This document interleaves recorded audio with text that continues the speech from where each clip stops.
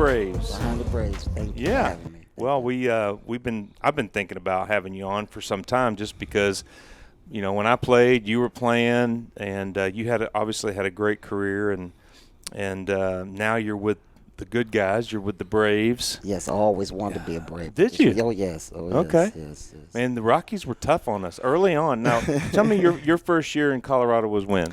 It was 93. So your first year, you were in Mile High. Yeah, I was in Mile High. Oh, okay, yeah, because I have fond memories of Mile High because you guys weren't that good. No, but then when you moved to Coors Field, man, you guys got tough quick. Well, we said we're going into a new stadium with a couple of new players to make us a better team, and we were excited. It was exciting, especially offensively. Well, we're happy that you're here with us. I look out at that team, the team that we have here with Atlanta, and just look at the coaching staff. And, of course, I played with Walt and I've known Snit forever. And, of course, Seitz was playing when we played, even though he was in the American League. And then, you were playing. And I always respected your all's team, Colorado, because you guys played hard. You had, Larry Walker was great. And, of course, Vinny and I came up together. Vinny was great. And, of course, you had a bunch of great players. But I just look out on the field and think, man, that staff looks like – I know you guys work hard, but you look like you have a good time and you really enjoy. And I know you're helping the kids tremendously. What's it like been down there for you? Well, I tell you, it's a lot of fun, especially coming to the park every day and dealing with these kids. Dealing with the kids out there, because we treat them as though they are our kids. Mm-hmm. And you have that personal relationship with the guys, and we have a good mix of some veterans, but the young ones keep it exciting. You really don't know what to expect every day when you walk in there, what they're gonna do. It's a great feeling, great situation, and a great bunch of kids. Like we hear from other coaches, like they talk about the young players. We don't have that problem here. I mean, just a class act, really, and it's just a lot of fun. Yeah, that's great. Well, it's the crusty veterans that are getting you in fights, and the young guys are having fun, right? I didn't see where you were and all that last night, but I'm sure you were somewhere. Well, I was being a peacemaker, and I was in the middle of it and realized that I'm too short to get in the middle there. But, that could be dangerous. That could be dangerous. Yeah. That middle. Hey, Mike Tyson was the toughest boxer I've ever seen, and he wasn't the largest guy. Yeah, he wasn't large, but I tell you what, he had a powerful right and left. Yeah, he did. But, speaking of kids, your son is he's played about 10 seasons now and in the big leagues and put together a fine career. And tell us about your relationship with him. Well, that's my son. He has my namesake, and I love him to death. And for him to follow in my footsteps, first of all, that's just a blessing. And I think a lot of dads would want their kid to follow in their footsteps. But he was a different type of player in the sense that he did different things. The speed was the same. He batted differently. He was a switch hitter. But, he was able to labor, and, he was a second baseman, and then he switched to the outfield. So I was hoping he kept both, so when you have more versatility, you're able to add on a few more years. Right. So he's got parts of 10 seasons. He's with Seattle Mariners AAA team Tacoma now. He's actually hurt right now on the IL. So but yeah, he's it's just awesome for a dad to have your son play in the major leagues, and I know those dads that just had their kids drafted. It's going to be such a great feeling when they get to the big leagues. Well, even though he's been in the big leagues for a decade now, basically, does he still reach out to you for advice at all, or talk hitting or fielding or anything with you at all, or do you sometimes reach out and that's you the part in? That's changed, because one thing about dads, and this is like, I hope dads don't take it personal. The kids will always view us as dad, not coach. And so I realized that when he got drafted, and I told him, to always empty your cup, because there's going to be coaches along the way that's going to give you tips and advice. And I don't want you to be that type of player or kid that said, well, my dad said this or he did it that way. No, I want you to learn, because they may say something that really strikes you and really allows you to be a consistent ball player, and I wouldn't want you to miss that blessing. So, I step to the side. When he really needs me, he'll call me. He knows I'm watching. He knows I'm hearing about the games and everything, and I get my little report. I never did tell him how I got my reports, but I got my reports on him. But he was a tireless worker. He still is a tireless worker. Works extremely hard, and every coach, that I spoke to on his journey, has said positive things about him and that you should be proud of him. So, and that's all I take as a dad. But fathers out there, we are dad first, foremost, and only, really. They want other coaches. They want to hear from other guys. And when he used to come in the locker room, he used to go to other players and talk to them and everything. And that's okay. If it clicks, I'm okay. I'm gonna step aside. I'm not gonna allow him to miss that opportunity. Yeah, that's a great word. I mean, I know that I've dealt with that now, having adult children like yourself. You see the transition. You go from sheriff when they're little, then you go to coach, and then you're a consultant. And Yes. so I'm in that consultant That's role. it right there. Sheriff to coach to consultant. That is. I I'm going like to write that down. That's Yeah. right. I like that. Well, I didn't come up with that. It took me many years to learn that. But It's tough. It's it tough, is though, tough. really, because you're coaching your son constantly. When they coming up and get in high school, and you're teaching them things, and he's watching how you go to work and how you go about your business, and he wants to be similar. He wants to be. But I always told Junior, I said, no. I don't want you to be Sam. I want you to be better than me. So, but no, I didn't take it personal when he got drafted, and I didn't take it personal. So I just stepped aside a little bit. I'll be there when you need me. Did your dad play? No. Any sports? No, Okay. no. My mom was a basketball player. Oh. So if I had a little height, I'd probably be, talking about basketball right now. But that was my best sport. But I didn't have that height. Yeah. Is there somebody on the team, I know, and I've heard Walt talk about this, and is that these guys, given their age, they're basically our kids' age, except for some of the older ones. But is there somebody that you really connected with, that you've kind of taken under your wing? Or I know that when I played, there were always coaches that kind of had their people that really connected with, and so you kind of saw that throughout the locker room. Is there some guys that you've really feel like you've kind of mentored, or that you work with more, or that you kind of connect with? Well, I think obviously it has to be Acuña with outfield, his outfield play. There's a connection there, and I think even more so last year when the big fight came about, and he mentioned to some people, I didn't know why I had my back like that, and I didn't mean to present it like that, I always had your back, but no, he's one that, sort of like a project in the outfield. He's an extremely talented player, we know, offensively, and he can do a lot of things. So from a defensive standpoint, and being his outfield coach, that's something that I've taken pride in, and he realized, and he mentioned to me in spring training, I always ask guys the questions, what do you want to accomplish individually? What do you want to accomplish? And he told me, the first thing he said, I want a gold glove like those other two guys. I said, okay. It's a good goal. Yeah, it was real. I mean, I was surprised to hear the comment, but he made it, and he's been one. Ozzie was probably,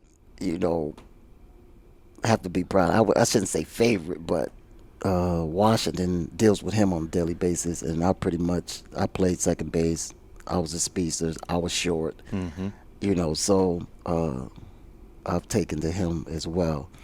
On a more professional level, when I say professional, meaning like you can have serious conversations with him and talk about the game, talk about anything, that would be Freeman. Yeah, Freddie's like the I don't want to say godfather, makes it seem older, but Freddie's like, he don't say much. He walks around the locker room. He allow the kids to be kids, but when he speaks,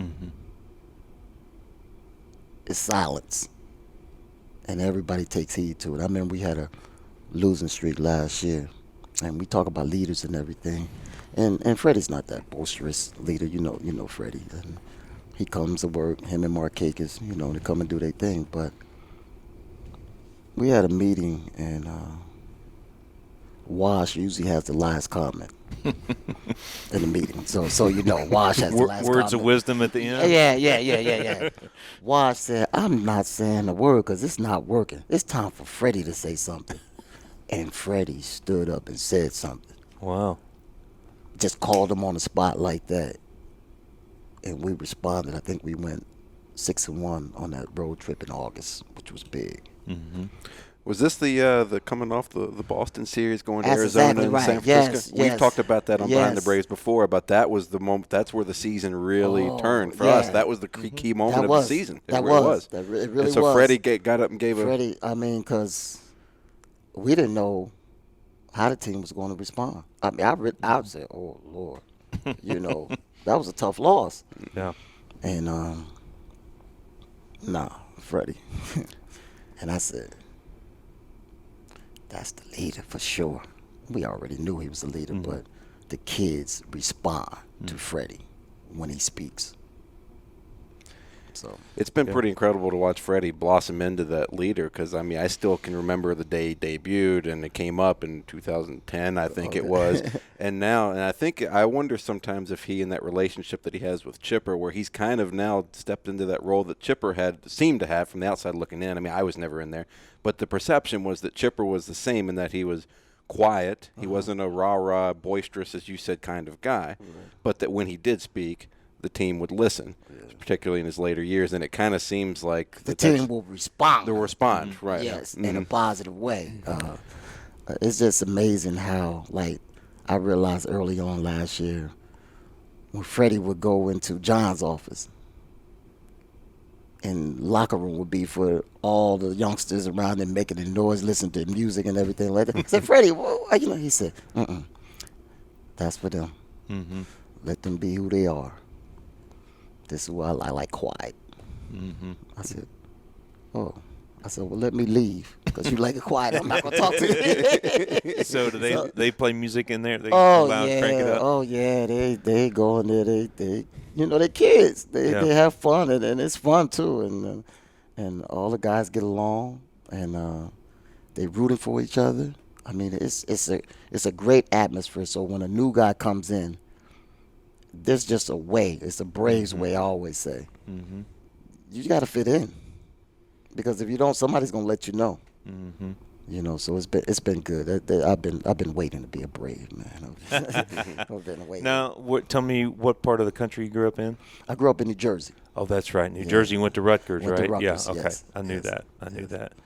Yeah. So the South. Well, you lived out. You lived in a bunch of different places. Obviously, baseball takes us many different areas, but this is not a bad place to be. Oh, this is a great place. I remember I moved down here in what was that, 97 or 98 or something like that. And Mike Hampton actually rent my house out. Oh, really? When he was down here. Okay. Yes. And I was saying one day, John Sherholtz and Bobby's gonna call me. That's right. And Well, tell I'm me glad I'm they a did. Brave. But it was, they had Limp Dog here, and Limp was getting a little older. So I was like, all right, it's a possibility. Never know. But then they had some great second basemen after that. We've as well. had, and you know what? And you talking about working with Acuña, there's a long lineage of great center fielders too in this organization, and so it looks like he's getting pretty comfortable out there. So we appreciate all the work you're doing with him. Yeah. One thing I bet you don't know, but I was looking back. I run the Alumni Association for the Braves, so I'm here a lot. We've got over 65 guys here in Atlanta, so I'm always interacting, and we have guys that played in a bunch of different organizations. But I was looking back just to see, we faced off against each other. Because do you know that you faced me more than anybody else in my career? No way. Yeah, more at-bats than anybody else. I didn't know that. 20 at-bats. And somebody asked me, well, why? I was talking good friends with our museum Hall of Fame guys. And they were saying, well, what? He's not even in our division. I said, well, being a reliever is just kind of about timing. Right. But we played a lot against each other, and but yeah, it was just interesting. I didn't recognize that. All right, what were the numbers? Well, he's not going to say that because I probably got maybe 3 hits out of the 20 at bats, and he probably had me hitting to about 4 or 5 double plays. With your speed, no way. Well, I had a big swing. So, he's not going to say that. And I appreciate that. Yeah. It's nice how he just quietly just put that in. But The bats. I was surprised at that. 20 at bats. 20 at bats. Yeah. Wow. Yeah, it was. You look back at your career, and of course, you could probably name 5 pitchers that you dominated, and you could probably name 5 pitchers that dominated you. We're all that way. We all had guys, but we never wanted to go into Coors Field and face. He had Murderers Row. And he hit at the top of that lineup. He set the table for those guys. They had a great hitting team. Now, as pitchers, on the other hand, that was a tough place to be. We were still in with the way the ball flew and the temperature, and it was dry, and it was just a crazy place to play, but I got great memories of going there. Of course, it's beautiful. Yes. And it's just a great place, and you spent a lot of your career there. But I thought that was interesting. That is interesting. You hit the first home Colorado Rockies home run. Is that correct? Nice. Okay. Yes. Yeah. Before you move off on when you guys used to come in, I just wanted to say that if Chipper would have came like a year later, that probably would have been our World Series team in Colorado. Chipper did some damage that series against us. Oh, yeah. And made key plays. Oh, yeah. That we could have I was pitching that night when Galarraga hit that 2-hopper down the line that he backhanded. Okay, yes, indeed. And that was big. We know that was our toughest series by far. It was tougher than the Indian series. It was tougher than the Red series. That first-round playoffs in '95, when we went out there, you guys played us that year as tough as anybody. We all knew that we were lucky to get past that round because y'all had a great team. I remember because you guys had the best record, but you were starting on the road, and that was a big issue back then, which the best record should have the home field advantage. Yeah, which was crazy because that was when, the first round of the playoffs, and they had it. I don't know why they did that. Yeah, and then we thought if we knew pitching-wise, it was going to be a battle. We knew that, and we knew offensively we had to do some things which were going to be tough at home. It was a great series. And I just wanted to touch on that. That was a great series. It was. That was my first playoff experience. You asked Chipper and I've talked about it. Any of the Smoltzy, any of the guys that we've talked, they'll all tell you. And I was down in the Centralist Club with my son, and Chipper said, I made the best. I was telling my son, I made the best play I've ever made in my whole career in Colorado in the playoffs when your dad was pitching. And he goes, Galarraga hits this like missile. I said, Chipper, it wasn't that hard. It was like a 10-hopper. I was trying to play it down. I know. He's like, no, it was a missile. He made a I said, was play. it a ground bar or not? He made a great play. That was great. But, yes, I did hit the first home run in Colorado, and it was one of the highlights of my career for sure. Well, you've talked about kind of the young guys, and they've got their thing going on this current team. Freddie's kind of the leader. You've been around the game both as a player as a coach for decades now. How would you describe the chemistry that this current group of Braves has and the type of clubhouse that they have? It's how can I put it? It's a competitive winning team that's still growing. When we think about the ages of some of those kids down there, and you just wonder, can they sustain that success over a long period of time, meaning a season? I think last year playoff experience was great for the guys. And I just think it's like you have Freddie, Markakis, and McCann. You have those veterans that have gone through the seasons and been in the playoffs. And then you got these youngsters. And for them, it's important for them to grow, especially in that second half of the season when things get a little tighter, teams start strategizing a little bit more.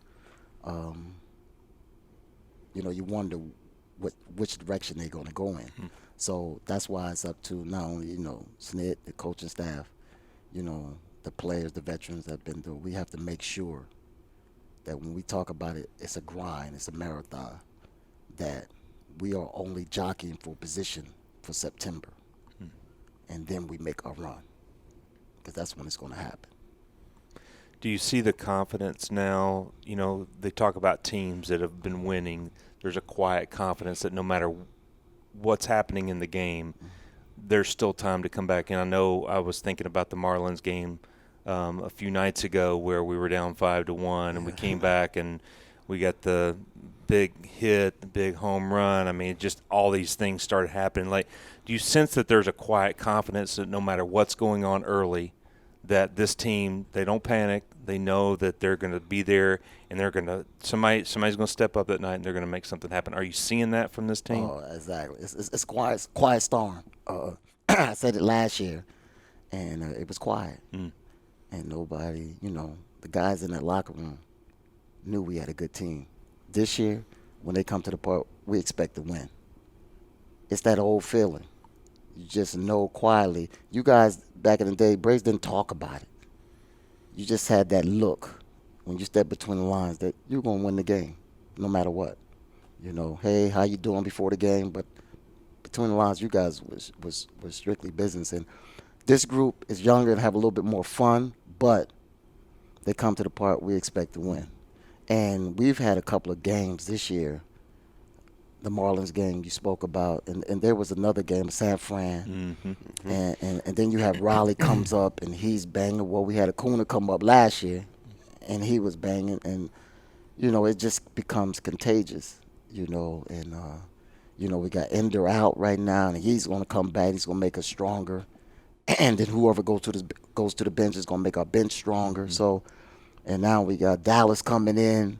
Whoever goes to the bullpen is going to make it stronger. Right, exactly. So you see how the falling pieces are moving around, but it's going to make our team stronger. And come that second half, it's going to be special when all the pieces fall together. It is. I mean, as we're taping this today, first place tie for the East, which is great. That's where you want to be. Like you said, it's all gearing up to make that run in September and to get ready for it. And I look at where the team is now is where we were last year. And I think I think I'm correct in saying this. What was evident in the postseason last year, if there was one area that's like, man, we need to be a little bit stronger here, it's like there just needed to be a little bit more depth. Yeah. And now you look and you just described it there. It's like there's depth and there's much more depth coming, and we're going to be that much stronger for it. And it was interesting last year around this time. I work with the marketing and social media side of things, and it's like when we moved into first or we were flirting with first in May. It's like we were having fun with that because it's like, well, nobody's really expecting us to be here and that sort of thing. Exactly. This year, I was thinking about it last night when I looked at the standings and saw we were tied, and I'm like, well, this is where we're supposed to be. We're supposed to be here. Our team's supposed to be here, and that's how we should be treating it. And it's a fun time. It's a fun time to be here. It is. Well, I hope that when the Philly, I don't want to overlook, this last couple games with Pittsburgh, but my goal, or what I would love to see, is Gabe set the record for pitching changes in the series. Get him on a roll, right? Right. We never want to overlook a team you're playing at the present time. But I just want to mention something. When we lost those 3 games in Philly to open the season, I didn't see not one guy even dwell on it or even talk about it. I think if anything, we gave respect to say, okay, they're a better team this year. We're a better team this year. I don't think anybody panicked or looked at that as a defining moment for our season. And that's a good sign right there. We're not worried about Philly. We feel like we're the defending champs. They should be worried about us. But we're going about our business as, like you said, we jockeying, and we haven't even hit our stride yet. Well, Luke made it. We had Luke Jackson on here a few weeks ago, and he made a great comment. In that first series, he was coming off 2 years of not really having a solidified spot on the team. He gives up a home run in the first series. Was a grand slam in the first series. As he jokingly said, every kid dreams of giving up a grand slam on opening day. Opening day, that's right. So he's sitting here where you are, and he said, B-Mac came up to me and just said, hey, don't worry about it. We'll just get back out there. And he said he really has been a calming influence on him because ever since then he's been lights out. He's been clearly the most dominant pitcher in the bullpen. Been real proud of him. It's exciting to see him kind of have that breakout year for himself and really solidify his spot. But it's just the same to your point that didn't panic. Of course, a young guy, it would be easy to do unless you had somebody like B-Mac, I don't know, 5, 6, 7 Silver Sluggers, however many he's had, and all the pitchers he's worked with. Have him come up, put his arm around you, and say, "Listen, it's all right. It's the first game of the season. You're going to be fine. Let's go to work." And he turned around. It's what he needed. That's so special that B-Mac does that, as well as you have other players doing that. But more importantly, Skip puts him back out there the next day. Puts him back out there even if he blows us. That's going to happen. It's hard to convert 50 out of 50 save opportunities. You're going to have those moments. But we have confidence in you. And that's what we've been showing him. And now his confidence level has also risen. It's been a big turn for him. Yes. We were talking about Freddie earlier. One thing I have to ask about: every time Freddie either gets a single or a walk, and he gets to first, you and him have your little thing where y'all like bump batting helmets. How did that start? Last year we were in spring training, and we were just talking. We got to come up with something cool because I know I'm gonna see you a lot. That's right. At first base, That's you're good. gonna pass me or something like that, and people don't even realize his home run. What we do, so we were talking, and Freddie came up. Well, I'm just gonna shake your hand and tap your head like that. I said, all right. And you notice when he walks or something like that, he leaves space on the base so I can step on it, so I can reach him a little bit. Nice. Oh yeah, all that. That's funny. Okay. So he leaves a little space on the base. Yeah. You what? To get a walk, you'll see him leave a space for me so I can, get a little height. And then on the home run, we go towards each other. Like I'm gonna give him 5, but then we miss each other. Okay. Take that one out. He's been hitting a lot of them here. Oh lately, yeah, so I'm gonna be so watching that, now. Yeah, when I'm moving like towards him, you'll see like we have a hand, and then we just. Okay. I'm gonna be looking out for that. I will. Yeah. That's so good. we just came up with that last spring. Okay. So we got to come up with something cool, like something different. Yeah. And then I guess some fans have said, "Is that your little kiss tap?" Or what was that? So call it whatever you want. Yeah, it's something whatever you cool we thought of that you don't see at first base. Especially from a slugger and a first base coach. Yeah. So your official title is that you mainly work with the outfielders on outfielders, base running, base stealers. base row. Okay, that makes sense. That's it. I think that's all. When I know it was big when I was playing. We had specific coaches that they did a lot of work. Is there a routine that you go? No, there's been a lot of talk about Wash on his little routine, what he does. Tell us a little bit about what you do with your outfielders, get them ready for the game. Well, it's a little different with outfielders because usually you have 4 or 5, and we have 4. 3 of those 4 are playing every day. So you have to monitor the workload with those guys. So I'm not just going to go out and hit fly balls or. Well, they're taking balls off the bat anyway, which is great. I have a veteran in Marquez, the older guy. I have a Gold Glove, both of them Gold Glove in center field, and they have a routine. They like to throw to the base, maybe 2 games, and then the day game we have off. But now I've developed a little drill with Acuña and using it with Riley that I'm pretty much up close like Wash. And it's just more footwork for those guys. I'm not trying to change Riley because Riley is a third baseman. Well, you've done a great job because I have not been able to tell that he's a third baseman. He looks smooth out there. He's playing well. You know what? He's very intelligent. He understands what's going on. I will relay some things to him, especially different pitchers. You can't play every guy the same way. If you got a guy throwing 96 and a guy throwing 90, I may get around on that guy on the 90, but that 96 is hard to get around on. So I've been showing him, hey, if you want to move a couple of steps to your left or your right, depending on how you see the swing of that guy, go with that because I want you to play with instincts out here. I don't want you to be a robot. I'll put you in a position based on our charts and our analytics, but I want you to use your smarts to understand what's going on as a baseball player, and he's a baseball player.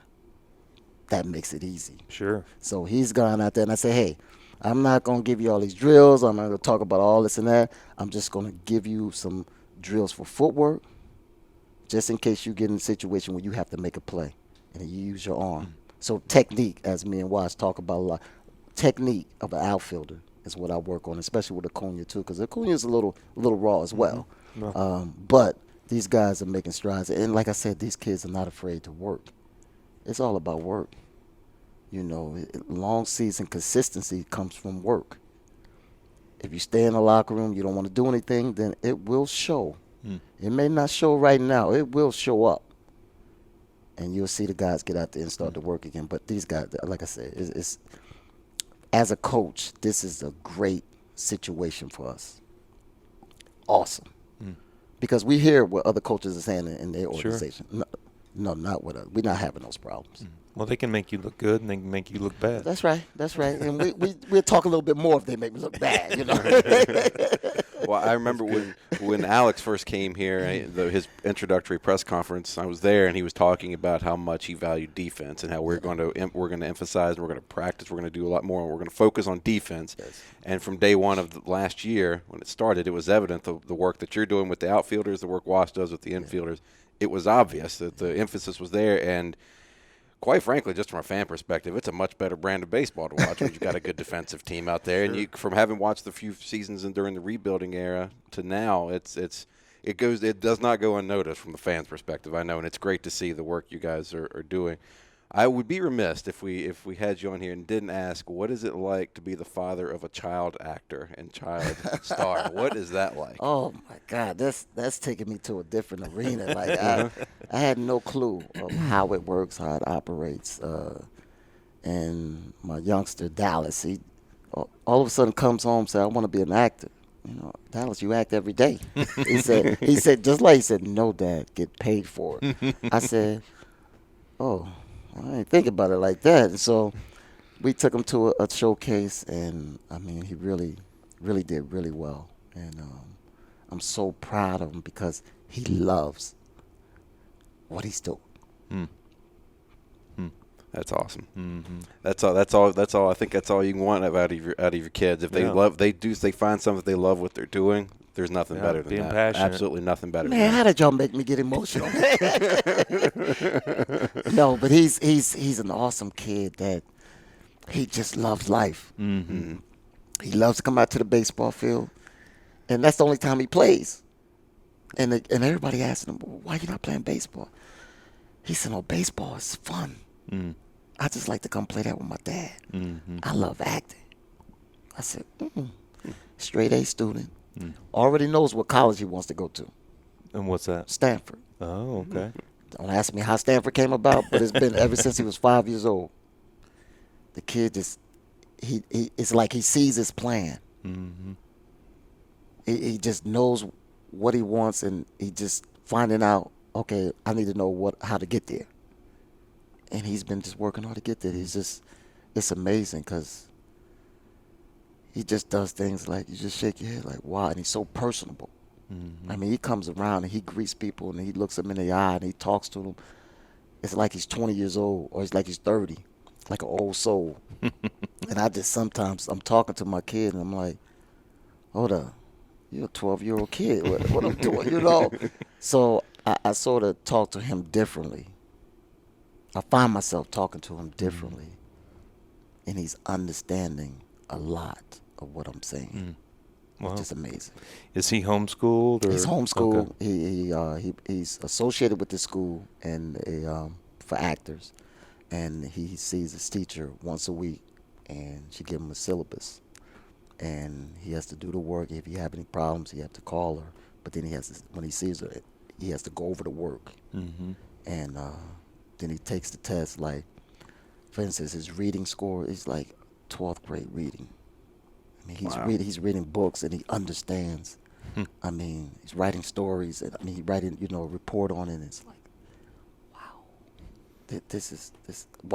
All I can say is wow, and I'm truly blessed to have 2 great kids. That's amazing. I've got sisters that are much, much younger than me. There's a huge age difference. And I was it took me a long time to figure out where I needed to go in life and to actually get a career and what I wanted out of life. And I'm amazed watching them grow up, and they figured it out so much earlier than I did. And they're still in school, but they've got their eyes on the prize and they're working there. They know it's like you said, they know what their plan is and what they want. And I'm always I'm amazed and impressed by kids that, like your son, that can figure that out. So that I don't know how they figure it out so early, and then have the wherewithal to put together a plan and work for it and follow that plan. That's pretty amazing. That's really special. Especially 12. Especially 12. That is amazing. It's amazing. Talking about him, he came down here. He had to self-tape. As soon as he flew in, I had to take him to a studio, self-tape a couple of auditions. One of them called back. It's a movie he's filming now in Vancouver. That's going to come out on Netflix. Man. It's amazing. That is awesome. It's amazing. It's just happening for him, and good for him. we're gonna ride this journey with him. Yeah, that's exciting. Beautiful thing. Yeah. Beautiful thing.